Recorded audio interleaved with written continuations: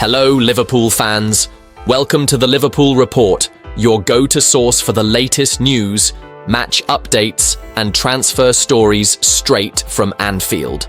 Don't miss out on any of the action. Hit that subscribe button now and stay in the loop with all things Reds. Liverpool have posted an overall loss of £57 million from last season's accounts. The Reds' commercial revenue rose by £36 million to £308 million, but a huge drop-off in media revenue because of the lack of Champions League football has helped turn their accounts into a deficit for the season. Media revenue fell by £38 million to £204 million with the club in the Europa League and reaching the quarter-finals of the competition.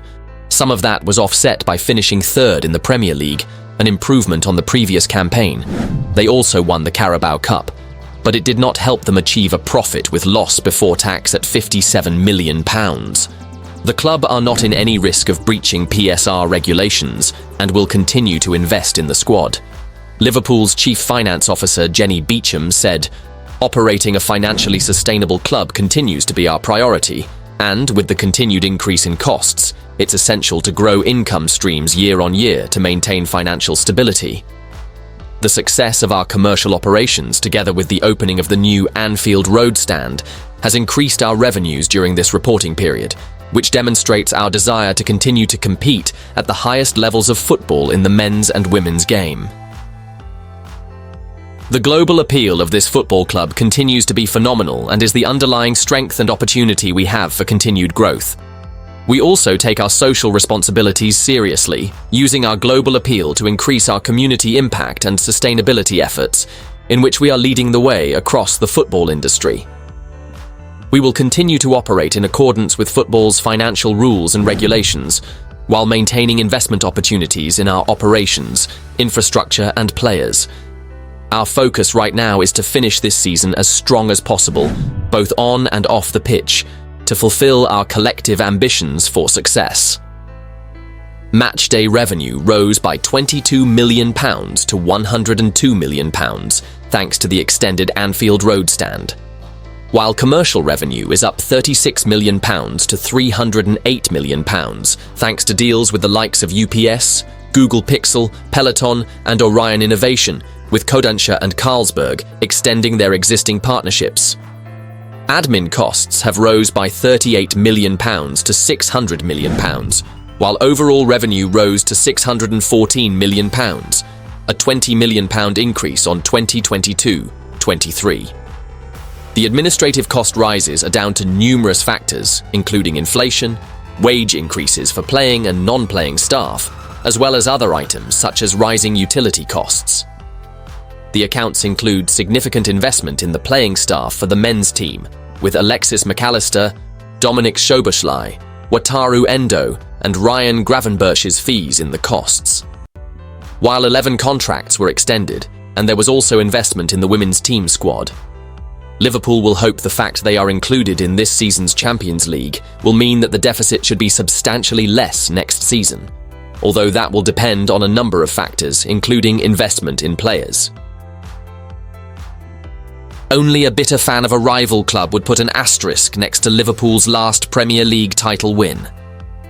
Yes, it came in the COVID-impacted season of 2019-20, but it was a hugely impressive achievement from Jurgen Klopp's side, amassing 99 points and finishing 18 clear of a Manchester City team that had a goal difference of plus 67.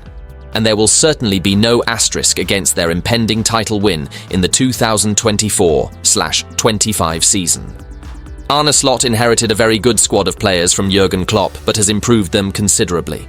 Their tactical brilliance, their work rate, their defensive discipline, and of course their liberal scattering of individual stardust is something to behold. But there is no escaping the fact that Liverpool is a remarkable team in an unremarkable Premier League. That is not Liverpool's fault, of course. They can only dispose of what is in front of them, as they did with the minimum of fuss when faced by Manchester City and Newcastle United in the past week. But for a league that prides itself on its competitiveness, this season has been a letdown. In the sense there are 15 teams below Liverpool who are much of a muchness. I guess you could argue it actually is competitive. But essentially, there are 4 poor teams, 1 brilliant team, and 15 mediocre teams in the competition. That, though, is judging them within the parameters and standards of the Premier League.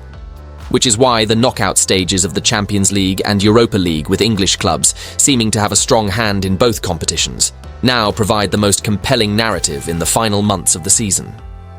Let's face it, followers of the Premier League can be an insular lot.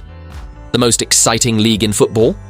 Well, La Liga, with its three-way title race between Real Madrid, Barcelona and Atletico Madrid, looks fairly exciting from a distance, as does Serie A, where only 3 points separate Inter, Napoli and Atalanta.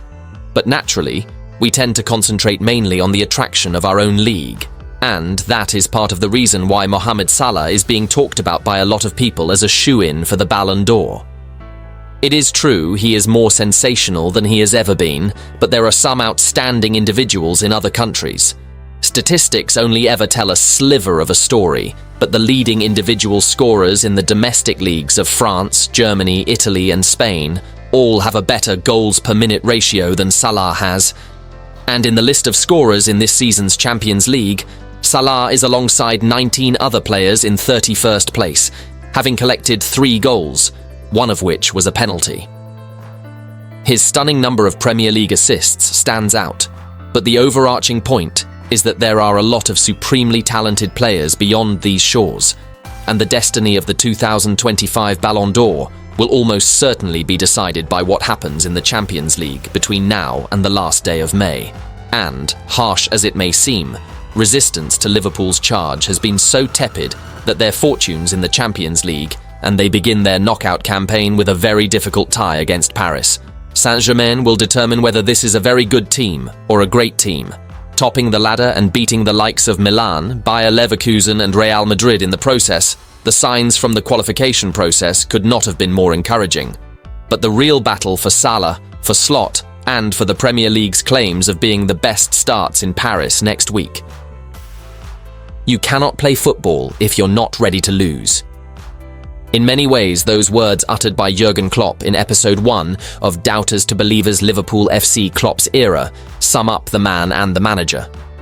A figure adored and followed into the trenches by those devoted to him, but one who perhaps didn't win as often as he should have done. 9 months on from Klopp and Liverpool parting ways, a separation that felt barely fathomable at the time, as millions of people around the world lost a spiritual leader. We've learned that you don't always need to be as close to the edge as Klopp would go to taste victory, as arneslot has proven.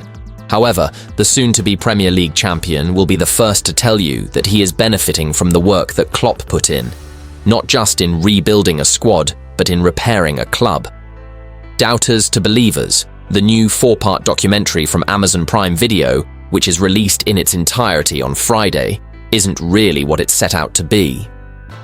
When Klopp shocked the world and announced the 4-month run-up to him leaving in January last year, it was hoped that the cameras would be there to capture every leg of a glorious victory lap, with a quadruple still possible. Until it wasn't. Not that the documentary shies away from the pain. As well as the 4-3 FA Cup defeat at Manchester United, there's the misery of the 3-0 home loss to Atalanta, seen through the eyes of Harvey-Elliott's demanding dad Scott. The 1-0 Anfield defeat to Crystal Palace, with a watery-eyed curtisjones who missed a sitter, and a Merseyside derby defeat at Goodison Park, complete with a family of Evertonians dancing around their living room. Klopp's reflections on that nightmare 13-day run in April last year are genuinely moving, as we see the great motivator realize that he could no longer motivate. I couldn't. For whatever reason, I still don't know. Create the atmosphere where the boys wouldn't feel the pressure, he says. And it is at that moment that you realize he really did run out of energy. But what an energy it was for 23 years in management. As the documentary skips back and forth in time, we go through a life not so much in the dugout, but stalking the touchline in front of it, as Klopp goes from Mainz's tall, awkward-looking centre-forward, who was a natural in front of the camera, appearing on game shows and explaining disappointing defeats, to becoming the boss through an act of quite extraordinary player power from a squad devoted to him. Adapting his own style of aggression from playing to managing, I know how people see me on the sideline, but that's a problem with my face. Klopp transforms the fortunes of Mainz before going on to success with Dortmund, and then arriving at a Liverpool that are drifting, dallying, and losing 6-1 to Stoke. The Doubters to Believers speech comes in the introductory press conference, as does the promise of a title in 4 seasons.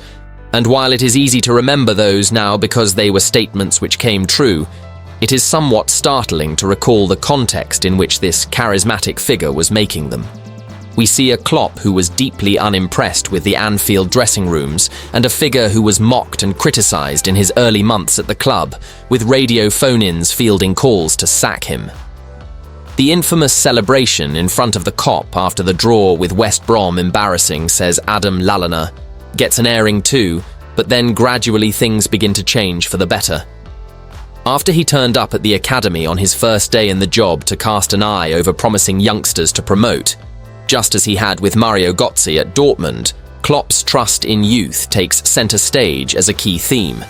Trent Alexander-Arnold is of course the jewel in the crown from the off, and we hear from him Elliott, Jayden Danns, Connor Bradley and Jones, who was not the nicest kid on the planet when coming through the ranks according to his manager, but now comes across as hugely thoughtful and likeable. The key victories and defeats are all covered along with the relevant talking heads as we progress through the Klopp era, with little new information added to them bar a 5 AM singing session post-Kiev Champions League final defeat. But anyone hoping for a fly-on-the-wall experience in Liverpool's inner sanctums might be left disappointed.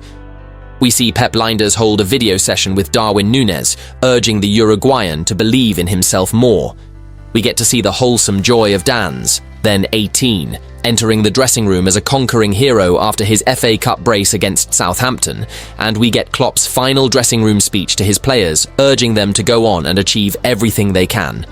And almost 10 years on from his appointment, what comes across from doubters to believers is the clear evidence that he left behind a club, a city and a fan base transformed for the better, as well as players inspired by what they could do and empowered to try and achieve it.